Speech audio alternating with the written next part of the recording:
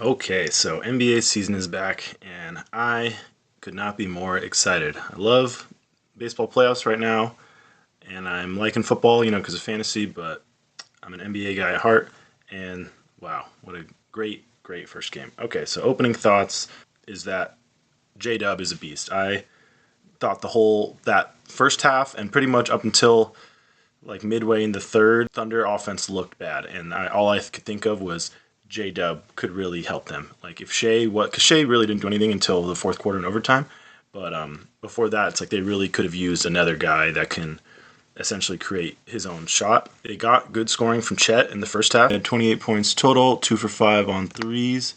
Really good start. Kind of disappeared in the second half, and then he ended up fouling out. Shea, 35 points, 10 for 14 free throws. He won off of a free throw from KD, but that was 100% a foul by Durant. So Cason Wallace impressed the hell out of me. This guy is a dog. The way his D was crazy. He was annoying the hell out of KD and did a great job. He did have a dumb foul that allowed KD to get free throws in the last 10 seconds of regulation, but KD missed one of those free throws, and they ended up just going to overtime anyway. So Cason Wallace had a hell of a game. Yeah, 14 points, plus 8, plus minus.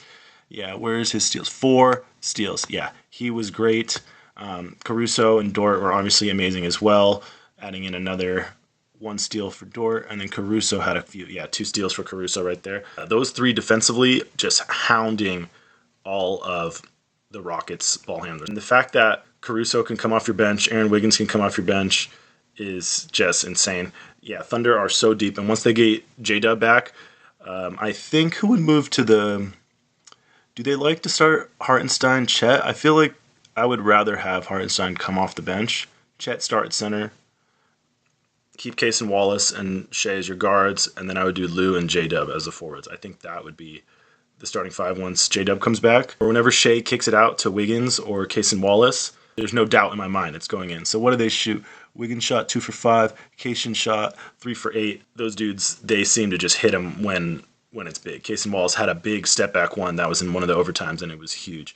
Chet, when he's hitting his shots, he's a huge threat. So those are the positives. Negatives, I felt like, even though Chet here has 7 rebounds and Isaiah Hartenstein has 8, if you look at the team stats here, they were out rebound 52 to 38.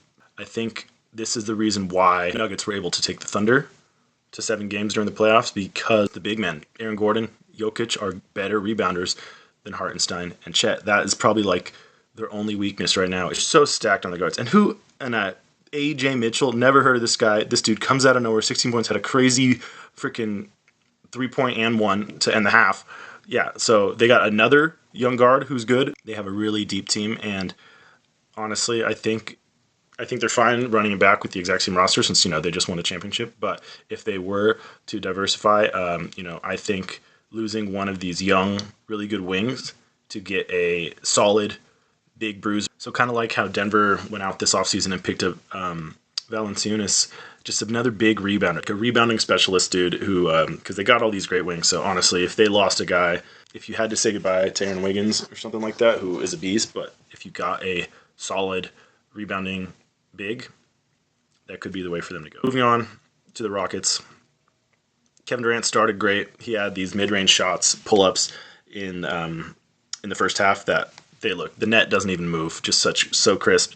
He had that freaking timeout, almost pulled a Chris Webber. It definitely should have been called. I'm sure a bunch of people are going over it, saying, oh, well, they lost anyway, so it didn't matter. But yeah, that should have been a technical, because for those who don't know, you're allowed to call a timeout, but if you've gone over your allotted number, it's a technical foul, and the other team gets the free throw in the ball. So you don't want to do it, and Kevin Durant definitely called it. Ref he was kind of looking exactly at him, but didn't blow the whistle, because I think the ref just assumed they were going to let it roll over to the next overtime. And yeah, that's a blunder. Durant was really he started off really good. He hit some big shots, but it wasn't just him, though. It was just a lot of times he probably could have done a better job sealing off Dort, because a lot of those passes from Reed or from Thompson or by especially Eason, I saw multiple by Eason turnovers. Yeah, Eason had 4 turnovers. Let's see, Reed Shepherd had 2 turnovers, and Thompson had 4 turnovers. Sengun had 4 too. So just getting the ball to Kevin Durant was a problem. Dort was wrapping himself all over him, probably fouling him a lot, but they're not going to call it every time. Dort and Cason Wallace stripped Durant, he had multiple turnovers from Casey Wallace. I specifically remember in overtime, around 4 minutes and 40 seconds, Casey Wallace just poked it away from him, and it led to a fast break points. That's what the Thunder were so great at, that the Rockets didn't seem to be doing as the game went on, was getting those transitions, steal points. That's how the Thunder came back, because the Rockets were up for the first half of the game. Missing Fred is huge. They need a solid veteran ball handler, because Reed Shepherd looked terrible out there. He had 9 points. He hit a couple threes, but if you watched him in overtime, it was sad. He looked like the 21-year-old he is that is playing against the defending champions. Yeah. So Thompson started the game really good, and then he kind of just disappeared. 0 for 7 on threes. Yeah, he needs to develop a shot. Steven Adams, I thought, played great. Did what he does.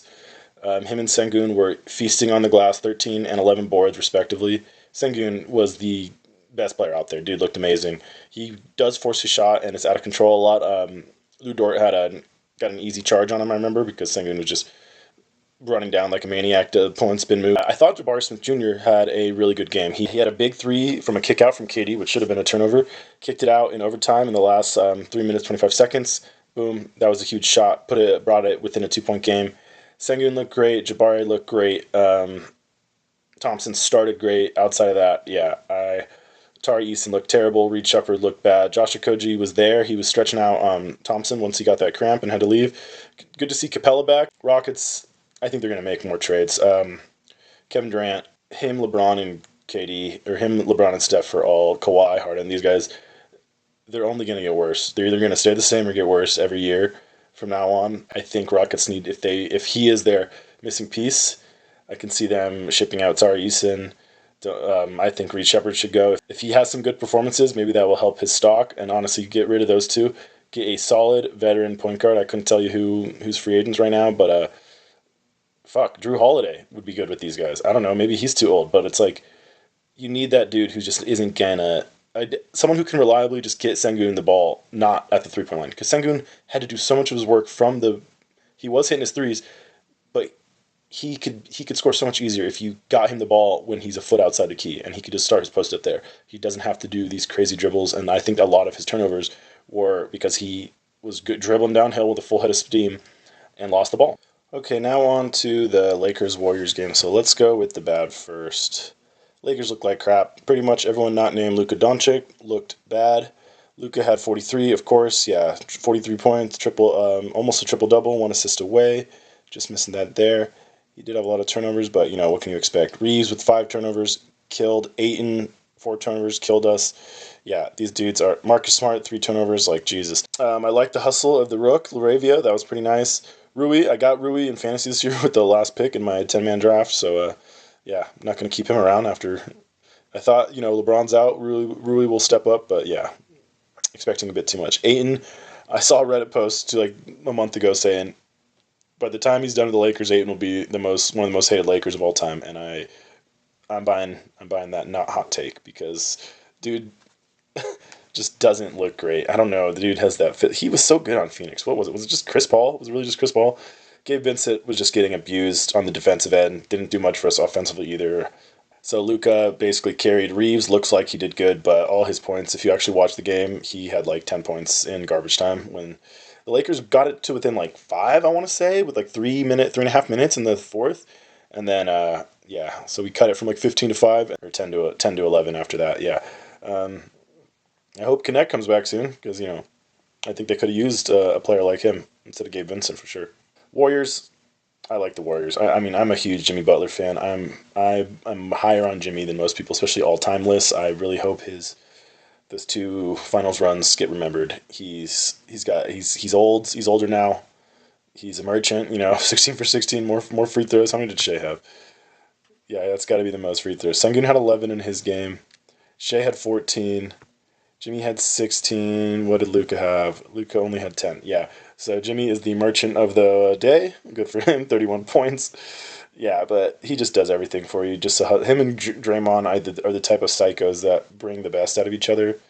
Kuminga looked great. Grant Hill was doing the broadcast, and he said he talked to Steve Kerr, and when they said, like, what is the goal of Kuminga? Like, what should he strive to be? And Grant Hill said, Steve Kerr said without hesitation, Sean Marion. If Kuminga can be our Sean Marion, this team can go places.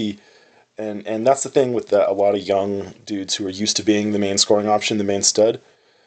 You're playing next to Steph Curry, bro. You got Jimmy Butler. These are Hall of Famer all timers. Maybe one day you'll get there, but right now you got to play a role and help the team does best when they are thriving, and sometimes you got to fit into that spot. And if Kuminga can play out, he was playing good, really good D on Luka. I was really impressed how he looked defensively, and I think that's a good sign. If he could, and he was hitting his threes. Yeah, 4 for 6 3. I'm not expecting that to happen a lot more, but if he could even go 1 for 3, 2 for 5. If Kuminga can be consistently good, like whatever Casey Wallace is out there for the Thunder, be that type of 3-point shooter, play tenacious D, guard the best forward, because Jimmy can't do it anymore. Draymond is also getting up there. He can't guard guards like he used to be able to. Draymond can still guard all the bigs. But Kuminga needs to take those quicker wings, younger wings, that if he can be that guy, because Pod and Curry isn't, defensive stalwarts. Gary Payton will come in, do his work. Horford looked amazing. The fact that they have him is, I thought that Boston team was going to be great for a few more years. I'm really surprised that all these dudes are scattered. Horford still got it. Hall of Famer, one of my favorite players ever. Buddy Hield definitely should never hit that starting lineup ever. He is a six-man torture. He's a Malik Monk. He's a Jamal Crawford. He's a Lou Will, and I think he will thrive in that role. Peyton, Buddy, Horford is a really solid bench unit for this team. So if they stay healthy, this Warriors team is a threat. So my top 10 players of the day for October 22nd. I'm going to go number 10 spot with Jabari Smith Jr. Thought he played great. He had some big shots at the end, 16 points. Number 9, I'm going with Buddy Hield. Dude came in, played 22 minutes, had 17 points, just torched the second unit, 5 for 10 on threes. Number 8, I'm going to go with Steph, 23 points. Him and Draymond's two-way game was just great. He was making some great, obviously he's Steph, so they're pressing him at the three-point line, and he was just making great backdoors, and Draymond was hitting him every time. So this can kind of be like a Steph-Draymond combo. Number 7, I'm going to go with Chet. He had a great shooting game. So 6, I'm going back to the Warriors, and I thought Kuminga had a hell of a game. 6 for 11 shooting, 4 for 6 from deep.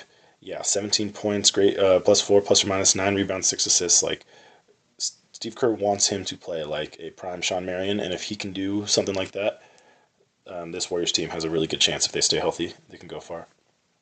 Going back to the Thunder for this one. Casey Wallace, just a dog. I'm so jealous of him. I want this dude to be on every team I ever root for. Next, I'm going back to the Warriors. Jimmy has this. He was, free throw merchanting out there, but what can you say? Jimmy's one of the best at it. Literally, this game was probably 3 of the best free throw merchants in the league, Luka, Shea, and Jimmy. But Jimmy had 31 points. My number 3 pick, Luka Doncic. 43 points, almost had a triple-double, 9 assists. Lakers aren't going to be good until LeBron gets back. I'm calling it now. And surprise, surprise, it is Shea at number 2. So he had 35 points. 10 of them were from free throws. 5 assists, 5 rebounds, 2 blocks, 2 steals. He was all over the board. That means number 1 is the Gooner, Sengun, man. This dude, yeah. Anyone who's paying attention to Euroball knows this dude was going to come into the season hot. I'm calling it now. He's going to be in top 10 MVP voting. I don't think he's going to win, but dude will be All-NBA. He'll be an All-Star. He will get MVP votes. You hit it here first.